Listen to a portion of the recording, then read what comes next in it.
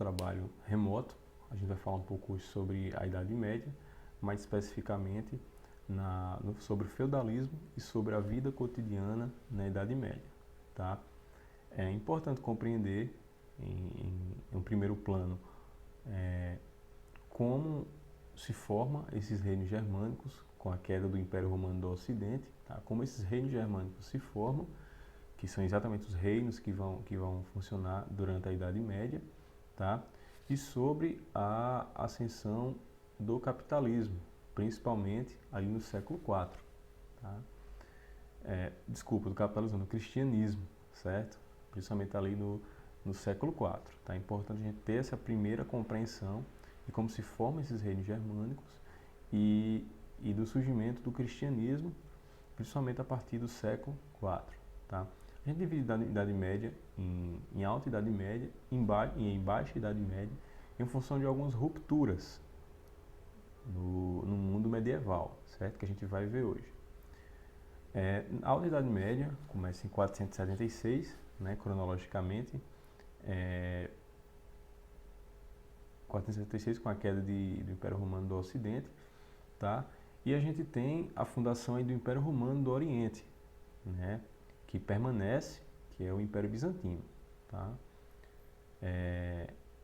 Mas hoje eu vou falar especificamente da formação do feudalismo, que seria o feudalismo, né? Como ele se desenvolve ao longo da Idade Média e a sua crise, e sobre a vida cotidiana, tá? De modo geral, como é que era essa vida cotidiana. Bom, na Alta Idade Média a gente tem a formação do feudalismo, que seria o modo de produção, o feudalismo, tá? Nós temos uma descentralização política, ou seja, cada feudo tinha o seu rei, certo? Economia baseada em agropecuária de subsistência, com a presença de trocas entre reinos, tá bom? Temos o teocentrismo cristão nessa Alta Idade Média. Temos aí a força desse teocentrismo cristão no Ocidente, representado pela Igreja Católica Apostólica Romana, e no Oriente, Constantinopla, Bizâncio, a Igreja Católica Ortodoxa, tá? A Igreja Ortodoxa.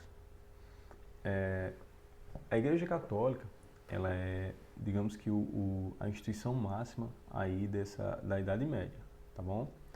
E por que eu trago isso para falar de vida cotidiana? Porque a Igreja, ela funciona, ela interfere diretamente na vida da sociedade até os dias de hoje. A Igreja, a religião, ela participa, ela age na vida cotidiana dos indivíduos, tá? E na Idade Média a gente tem a Igreja Católica com forte poderio intelectual e econômico. A Igreja era bastante rica também e tinha supremacia e autoridade, tá bom? A gente vai falar melhor sobre ela depois, durante a aula, né? E temos também a presença de uma sociedade estamental, ou seja, uma mobilidade social praticamente impossível, tá? Uma vez camponês, sempre camponês, tá? Pois bem, algumas características sociais da Idade Média, né? Algumas características aí da sociedade. A educação era restrita à igreja, a partir dos mosteiros, e só os monges letrados, né? E muitos nobres eram analfabetos, muitos, a grande maioria. Coloquei, que dirá os pobres, né? E isso interfere, essa falta de letramento interfere diretamente no poder que a igreja tinha para exercer na sociedade. Por quê? Porque a igreja se colocaria como a instituição mais preparada para ditar regras, né? Por ser uma instituição letrada. Tá ok? Tá ok. Tá bom? Algumas características aí da igreja. Como a igreja ela se colocava aí na vida social. Ela condenava o comércio e o lucro, né, com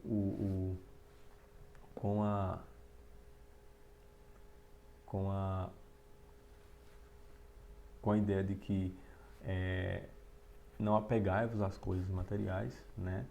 A gente sabe que interesses são postos aí dentro dessa frase, né? A gente sugere aí os interesses da igreja que era para ninguém ter mais dinheiro que ela e para que ela mantesse a sua hegemonia econômica. Tá? A gente sugere aí essa problematização dessa negação do lucro pela Igreja Católica, né? Não ao lucro dos outros, para a gente sim. Nos sermões, a ideia de você é pobre porque Deus quis assim, né? Uma vez camponês, sempre camponês. Você é pobre porque Deus quis assim. Isso a gente percebe também a união da igreja com os reis, tá? Nobreza e clero. A gente percebe essa união. Portanto, quando a igreja dizia isso, você é pobre porque Deus quis assim, e sobre a fome existe para que saibamos que riqueza não é tudo, a maior riqueza é Deus, era uma forma de confortar a sociedade da situação precária que ela vivia, a grande maioria da sociedade, tá? Os camponeses, enfim. Então, é uma forma de confortar e evitar futuros conflitos sociais, tá? Com a nobreza. Então, era meio que um jogo de interesses aí que a igreja servia ao clero, a igreja servia à nobreza e a nobreza, por sua vez, servia ao clero, tá? É essa perfeita união aí, certo? Bom, a famigerada pirâmide social, né? Eu não gosto muito de usar pirâmide porque na maioria das questões a sociedade ela é muito dinâmica, né? E a pirâmide tira esse dinamismo da sociedade, mas acho que para a Idade Média se encaixa bem, né? Pirâmide social, importantíssima na Idade Média, porque a sociedade está dividida, por ser estamental, ela está dividida basicamente em 3 classes. Os que oram, os que guerreiam e os que trabalham, né? Não sei se já escutaram os termos oratório, belatório, laboratório, né? Aqueles que rezam, aqueles que guerreiam, aqueles que trabalham, né? Ou também conhecido como primeiro estado, segundo estado, terceiro estado, tá? Primeiro estado, o alto clero, aí representado sobretudo pelo Papa, pelos bispos e arcebispos. A função era orar, ligar os homens a Deus. A gente já viu aí que, será que era isso mesmo? Né? A gente já problematiza aí. Segundo estado, a nobreza, representada pelo senhor feudal, e a função, que era o rei, né? E a função era proteção e defesa. Né? A nobreza eram os que guerreavam. E os servos, que era o terceiro estado. Né? Os trabalhadores, os camponeses, que a função era o trabalho, a subsistência, né? E pagar impostos à nobreza, que eram conhecidos como talha, tá? Pagar ali o seu imposto para poder continuar produzindo, para poder ter direito à subsistência, tá?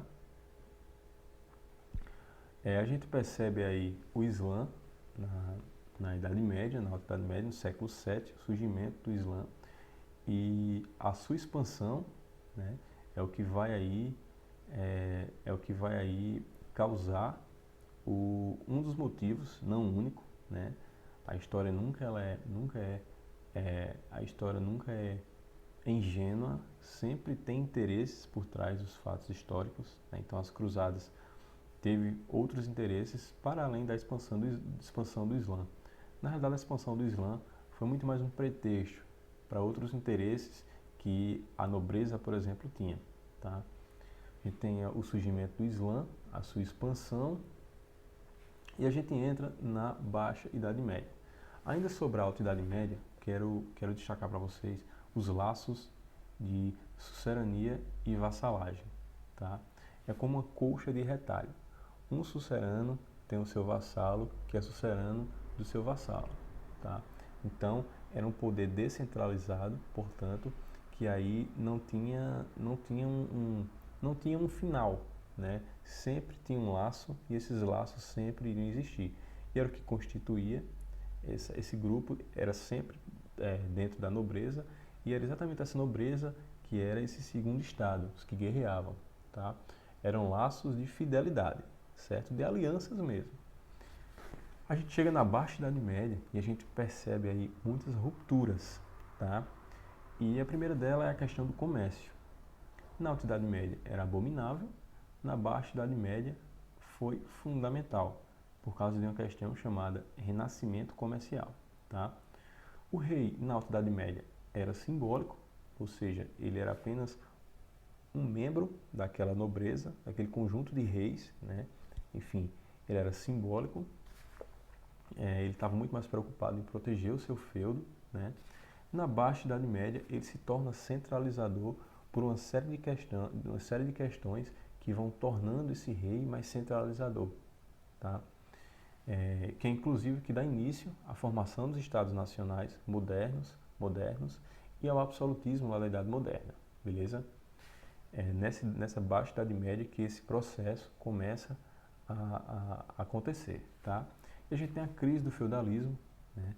O feudo com o não comércio, a gente tem crescimento populacional, o não comércio, no caso, em detrimento aos burgos que se formavam no Renascimento comercial, os burgos que se formavam entre os feudos, né, que eram comerciais. A gente tem o crescimento populacional e a fome na Baixa Idade Média, foram determinantes aí para essa crise do feudalismo. Impostos, as cruzadas e, como eu já citei, a formação dos burgos, que são cidades comerciais entre os feudos, né, e que se insere aí enquanto uma formação de um capitalismo embrionário, tá? Um início, ainda é um feto ainda, tá? Pois bem, a primeira questão que eu coloco para a gente falar dentro da crise do feudalismo, a primeira questão que eu coloco são as cruzadas, tá? Foi formada por 8 expedições oficiais, começaram no século XI, né? Dura aí uns 2 a 3 séculos, tá? Começa no século XI, dentro desse período das cruzadas, contabilizam-se 8 cruzadas oficiais, fora as não oficiais, tá? Que eram expedições religiosas, daí vem a palavra cruz, de cruzadas, né? Expedições religiosas, em que se dizia que era para libertar Jerusalém do domínio islâmico, ou seja, combater o infiel, o muçulmano, né? Combater o infiel, se dizia que era para isso. E a cidade de Jerusalém, como a gente sabe, é a cidade santa para as 3 grandes religiões, né? Monoteístas, o judaísmo, o cristianismo e o islamismo, né? E a gente começa a problematizar se era realmente por causa de religião, né? A gente faz isso ao observar a Quarta Cruzada, a chamada Cruzada Comercial, no século XIII, que tinha como, o nome já está dizendo, era comercial, que tinha como objetivo libertar o Mediterrâneo do domínio islâmico, ou seja, os reinos ocidentais, o mundo ocidental queria ter o monopólio desse mar Mediterrâneo, certo? Para cobrar taxações de tráfego, né? Nessas trocas comerciais, né? Onde a gente tem aí os italianos passam a controlar o Mediterrâneo e aí enriquecem muito, né? Esse comércio pelo mar Mediterrâneo, o monopólio do mar Mediterrâneo, essas taxações nas trocas comerciais do mar Mediterrâneo enriquecem bastante os italianos, né? A gente vai ver depois aí a criação de cidades como Florença, como Veneza, tá? A gente tem cidades muito enriquecidas e que a gente percebe aí como um início aí dessa burguesia, desses burgos, né? O principal, qual era o interesse da nobreza em lutar nas cruzadas? Qual era o interesse da nobreza em lutar? Era a obtenção de terras, né? A gente percebe que no início da Baixa Idade Média, a gente começa a ter aí uma crise muito grande de terra, né? Uma crise muito grande aí de terra. Então, o principal interesse era a obtenção de terras, tá? Da nobreza. O segundo elemento dentro dessa crise do feudalismo, que eu destaco, é o renascimento comercial e urbano. Como eu já falei para vocês, foi a formação de cidades comerciais, a formação dos burgos, né? Que eram as cidades comerciais que ficavam entre os feudos, tá? Que praticavam mercado, trocas, o comércio, as feiras, começa a surgir nesse contexto, tá? Nesses burgos, e é daí que surge o termo burguesia, que nada mais é quem morava nesses burgos, tá?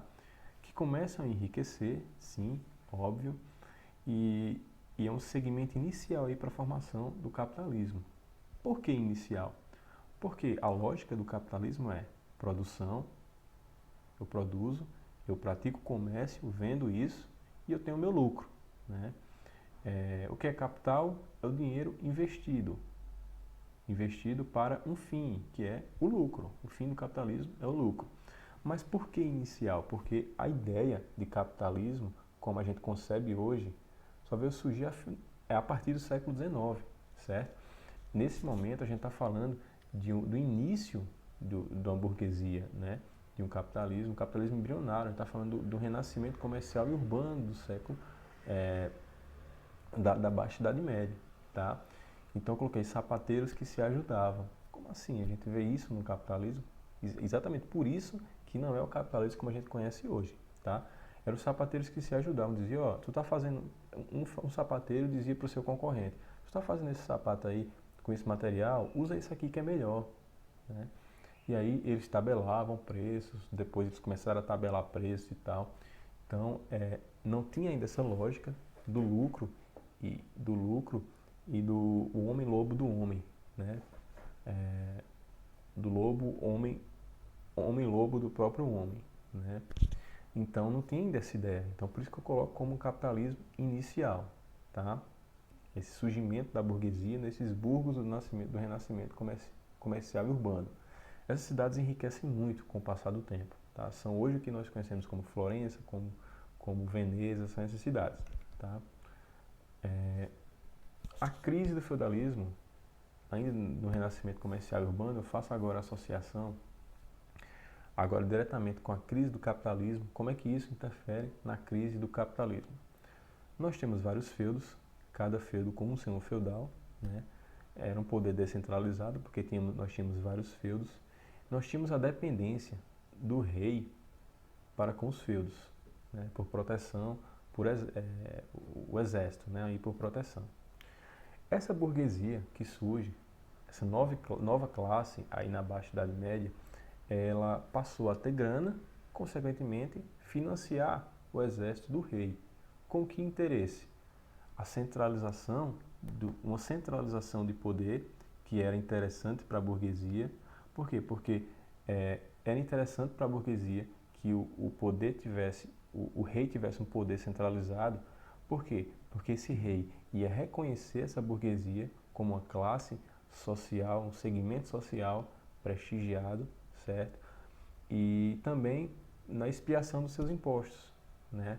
Para que eles pagassem menos impostos. O rei, a centralização do poder do rei ia dar em troca a burguesia queria isso, né? Ascensão enquanto segmento social, uma vez que a burguesia inicialmente não era vista como uma boa, como uma boa sociedade, né? Ela começou a surgir de pessoas que fugiam dos feudos, de pessoas que eram, por exemplo, filhos renegados, né? Saíam aí dos seus feudos e, e começou a se formar esses burgos, né? O contato com os árabes também, a partir do comércio, influenciou muito aí essa ascensão desses burgos, né?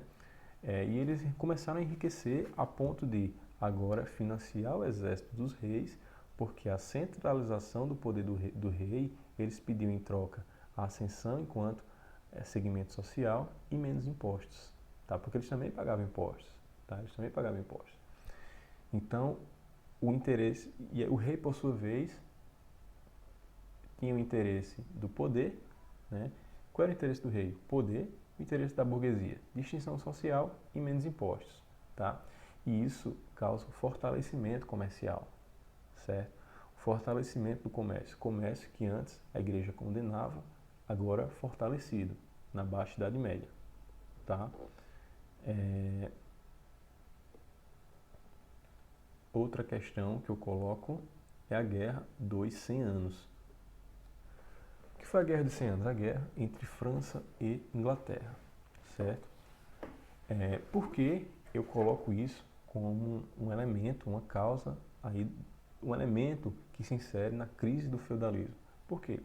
Por um lado, a França vence, tá? A Guerra dos 100 Anos não foi uma guerra só, não passaram 100 anos lutando, né? Eles velhinhos lá lutando, dando bengalada, não foi isso, certo? Foi um conjunto de guerras, certo? Em que a França venceu, é tida como a vencedora desse conflito. Qual é a consequência disso para a França? Essa aliança rei, burguesia, nobreza e clero sai extremamente fortalecida, certo?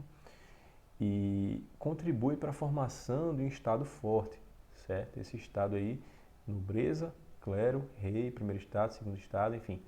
Essa nobreza aí, esse clero fortalecida, certo? E o rei, o que mais tarde a gente vai ter como absolutismo, né? Por que que isso é um elemento para a crise do feudalismo? Exatamente porque agora se forma um Estado forte, né? Um Estado, uma aliança rei, burguesia, nobreza e clero, né? Que vai ser a base aí para o absolutismo francês, a era dos Luíses aí, certo? E aí, primeiro a gente tem a dinastia Valois e segundo a dinastia Bourbon, a que a gente conhece mais, né? Então, é aí que contribui para a crise do feudalismo e para o início da Idade Moderna, certo? A Inglaterra, por sua vez, perde. Ao contrário da França, a monarquia sai extremamente enfraquecida. O país sofre ali um conflito interno, né, a Guerra das Duas Rosas, o que causa ainda mais enfraquecimento interno, enfraquecimento da monarquia, e a burguesia assume o poder a partir da dinastia Tudor, certo? E onde é que isso interfere na crise também do feudalismo? Porque agora a gente tem o que a gente chama de, mais tarde, das revoluções burguesas na Inglaterra também, que marca aí o início de uma modernidade, certo? E aí essa conjuntura, né, da Guerra dos 100 Anos, ela vai estimular aí a crise do feudalismo, vai exatamente fortalecer essa crise do feudalismo e vai fomentar aí, essa conjuntura vai dar início ao que nós chamamos de formação de Estados nacionais modernos e centralização do poder, certo? E aí, junto a isso, para fechar essa crise do feudalismo, geral do feudalismo, a gente tem problemas sociais, como os problemas climáticos, né, que vai interferir diretamente na agricultura, consequentemente, fome, certo? O êxodo de pessoas, certo? O crescimento populacional, a fome, a gente vê aí a presença das jaqueries, né? Revoltas camponesas, saques de estabelecimentos, não de estabelecimento, mas ali de onde tinha comida, né? Assassinatos, a grande fome de 1315, tá? No século XIV aí é marcado por essas tensões sociais.